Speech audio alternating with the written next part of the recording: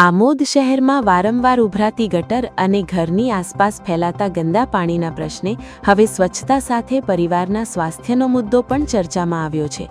વારંવાર રજૂઆત છતાં સમસ્યાનું કાયમી નિરાકરણ ન આવતા એક નાગરિકે મીડિયા સમક્ષ પોતાની વ્યથા વ્યક્ત કરી નગરપાલિકા તંત્રની કામગીરી સામે સવાલો ઉઠાવ્યા છે।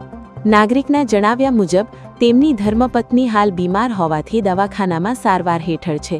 આવી સ્થિતિમાં ઘરની આસપાસ વારંવાર ઉભરાતી ગટર, ગંદુ પાણી અને દુર્ગંધને કારણે પરિવારના અન્ય સભ્યો, ખાસ કરીને બાળકોના સ્વાસ્થ્યને લઈને તેઓ ચિંતિત છે। નાગરિકે ચિંતા વ્યક્ત કરતા જણાવ્યું હતું કે મારી પત્ની બીમાર છે અને દવાખાનામાં દાખલ છે। ઘરની આસપાસની ગંદકીના કારણે પરિવારના સ્વાસ્થ્યને લઈને ચિંતા છે। જો આ ગંદકીના કારણે મારા બાળકોના સ્વાસ્થ્ય પર કોઈ અસર થશે તો તેની જવાબદારી કોણ લેશે? નાગરિકનો આક્ષેપ છે કે ગટરનું ગંદુ પાણી વારંવાર ઘરના આંગણા સુધી પહોંચી જાય છે। દુર્ગંધ અને ગંદકી વચ્ચે પરિવારને રહેવાની ફરજ પડતી હોવાના કારણે જાહેર સ્વચ્છતા અને આરોગ્ય વ્યવસ્થાને લઈને પણ સવાલો ઊભા થયા છે। નાગરિકના જણાવ્યા પ્રમાણે આ સમસ્યા અંગે નગરપાલિકામાં મૌખિક તેમજ લેખિત રજૂઆતો કરવામાં આવી હતી। તેમ છતાં લાંબા સમય સુધી કાયમી ઉકેલ ન મળતા આખરે મીડિયા સમક્ષ પોતાની સમસ્યા રજૂ કરવાની ફરજ પડી હતી। મીડિયા સમક્ષ મામલો આવ્યા બાદ નગરપાલિકા પ્રમુખ મહેન્દ્ર દેસાઈ દ્વારા તાત્કાલિક ગટર સફાઈ માટે કર્મચારી મોકલવામાં આવ્યો હોવાનું નાગરિકે જણાવ્યું હતું। કભી હાલમાં અમારે ગટરનો પ્રોબ્લેમ છે।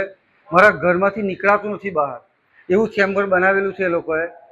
और નગરપાલિકા લોકો કહેવા જઈએ તો કહીને થાય કે અમે કેટલા ફોન કરીએ, ફોન કરીને થાય કે નગરપાલિકામાં તો કે તમારું કામ થઈ જશે, પણ કોઈ કામ કરવા આવતું નથી। કેટલા સમયથી આ સમસ્યા? મિનિમમ 1 વર્ષથી। તમે આ બાબતે કોને રજૂઆત કરી? સાધુભાઈ, મહેન્દ્રસિંહ, ઉમેશ પંડ્યા, રહીશ રંગુની, બધાને જ મેં જાણ કરેલી છે। અમારા ફળિયાના જે મેન માણસ છે રહીશભાઈ, એ બી ફોન કરીને કહે છે પણ કોઈ ધ્યાન આપતું નથી ને કોઈ આવતું નથી।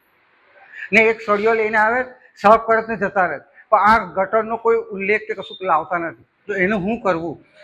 એ આવવાનું કહે છે, ઘરે ઓડિશન જોવા આવવાનું કહે છે। છોકરીના મેરેજ હતા, એમને જાય ના પાડી, તમારા મેરેજ છે અને મારા પાડોશી જોડે સંબંધ નહીં કરવાનો એટલે તમે ના આવશો। આજે બી આયા, આજે બી કીધું, બરોબર? એમને સામેથી કીધું કે ઈદે મિલાદનો તહેવાર છે, પછી મેં કીધું શનિવારે અને એમનું જે ગટરનું કામ છે ને, બરોબર, એ આપણે લીધેલું જ છે, એ પણ કીધું કે નિરાકરણ શું કરવું? આ કાયમનું લાગ્યું, મારા ઘરમાંથી નીકળવું જ કેવી રીતે? બીજું કે ઓવરફ્લો થાય તો મારા ઘરમાં, મારા આંગણામાં એટલું ગંદકી થાય, એની કોઈ બીમારી થશે ને મારા ઘરમાં અભી હાલમાં મારી વાઈફ દવાખાનામાં છે, તો એને કશું થઈ જશે એની જવાબદારી નગરપાલિકાની રહેશે। આવનાર સમયમાં તમે શું કરશો? હું આવનાર સમયમાં એવું કરીશ કે એક ચેમ્બર બંધ કરી દઈશ ને મારી વાઈફને કે મારા ઘેર છોકરાને કશું થયું બધું નગરપાલિકાના સિરે નાખીશ। આ મામલે નગરપાલિકા તરફથી સંબંધિત ગટર માટે આશરે ₹1.50 લાખની કામગીરી મંજૂર કરવામાં આવી હોવાનું જણાવાયું છે। મંજૂરી બાદ કામગીરી હાથ ધરવામાં આવશે અને નગરપાલિકા પ્રમુખ મહેન્દ્ર દેસાઈ તથા મુખ્ય અધિકારી દ્વારા કામગીરી દિવાળી સુધીમાં પૂર્ણ કરવાની ખાતરી આપવામાં આવી હોવાનું નાગરિકે જણાવ્યું હતું।